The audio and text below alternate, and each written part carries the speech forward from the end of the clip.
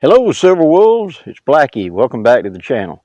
Been a while since we've been talking, and it's time to get back into talking about skills and things and efforts that relate to Silverwolves. And I'm sorry I've been kind of distracted, but we're going to be getting back to that. All right, let's talk today about how to make a feather stick for us old Silverwolves. So now let's understand this is going to be part knife safety, part technique.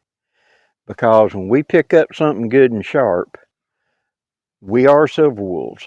And so our eyesight isn't what it used to be. Our fine motor control isn't what it used to be. And in fact, let's face it, we're probably on some sort of blood thinners due to a medical condition. And so a good cut can ruin a weekend. Just because of what would have been a cut when we were in our 30s would have been like, oh, dang, and you slap some dirt on it and keep going. Now, a good cut can end up causing a trip to the ER because we simply won't clot. So therefore, it can be very bad. So we have to be very careful with our knife skills. And I recently saw a video of someone demonstrating how to do a feather stick and just made me cringe.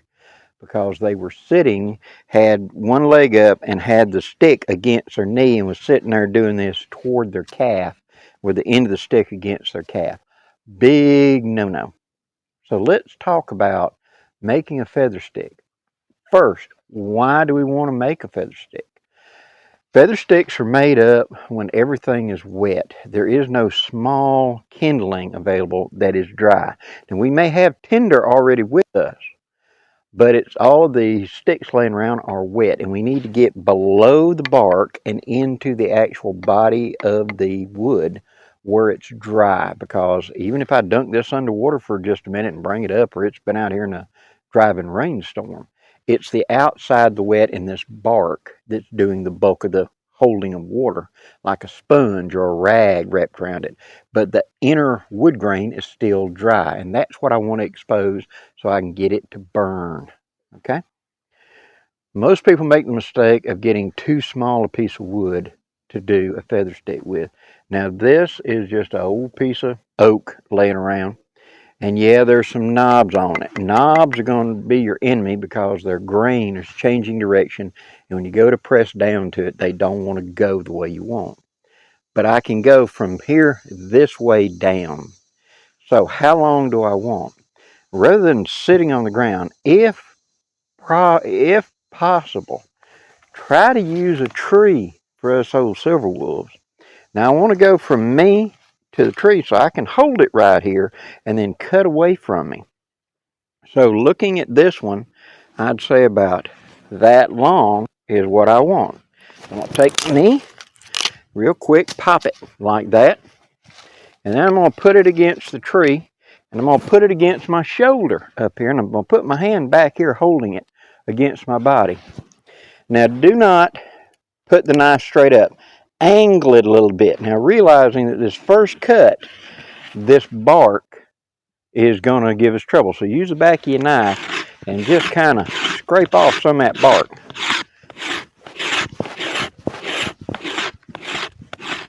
Which is what we'd do if it's going to be wet anyway, right? Get rid of the wet stuff.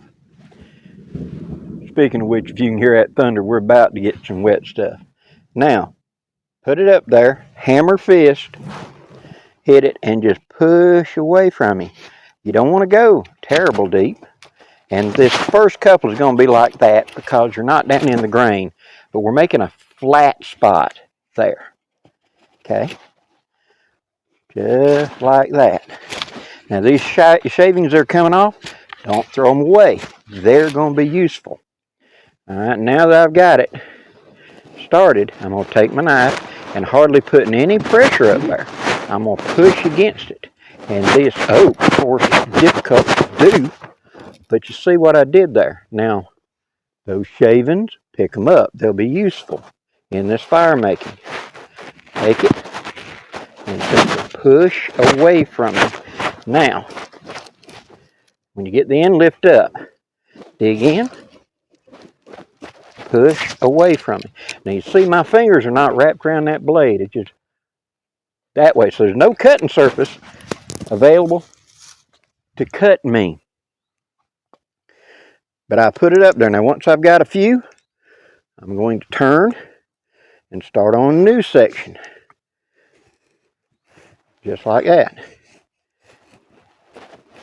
And if it bogs down, stop. But you're going on a slice. The whole point here is to slice and get shavings, okay? Really soft, straight wood like white cedar is fantastic. And that's where you see them curl up, them big, beautiful, looks like the leaves of a book. That's perfect wood for it. But quite often, we're picking up what we got. And so just picking this up off the ground, it was dry. You can see that by that, even though it rained buckets yesterday, it's dry. And so what I would be doing now would be simply creating feathers. Now, notice, I can't cut myself back here.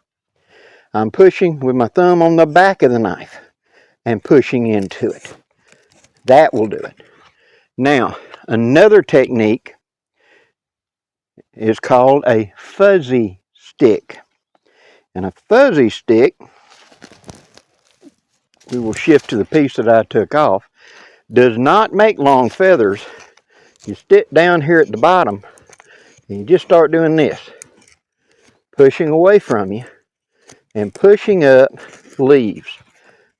Once it bites down, come uphill, grab another one. And you just start doing this. This is what I, to be honest, use more than I do a feather stick. It's a fuzzy stick.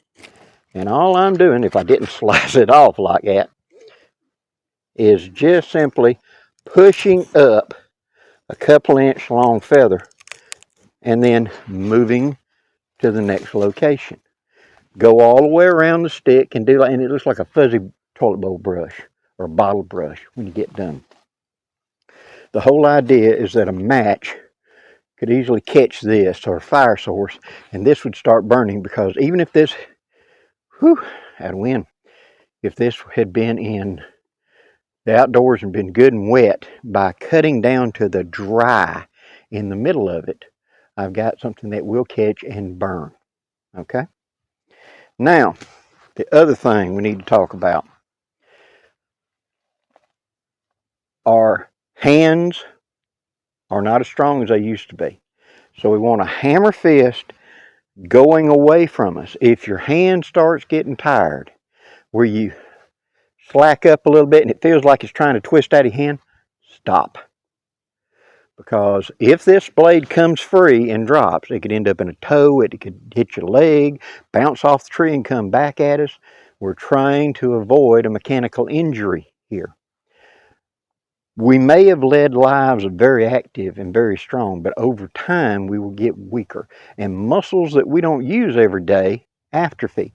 So a lot of the wing muscles and the muscles in our back or up here in our neck, or our hand control muscles, over time will atrophy. And so if we're not using them, we're losing them. And so be extremely careful. More than you always be abundantly careful when you're out here in the woods doing this, especially if you're on blood thinners, because a slip can mean a trip. Hope you've enjoyed this, Silver Wolves. There'll be more coming up in this series. Till next time, guys, I'm Blackie wishing you safe journeys. Have a great day.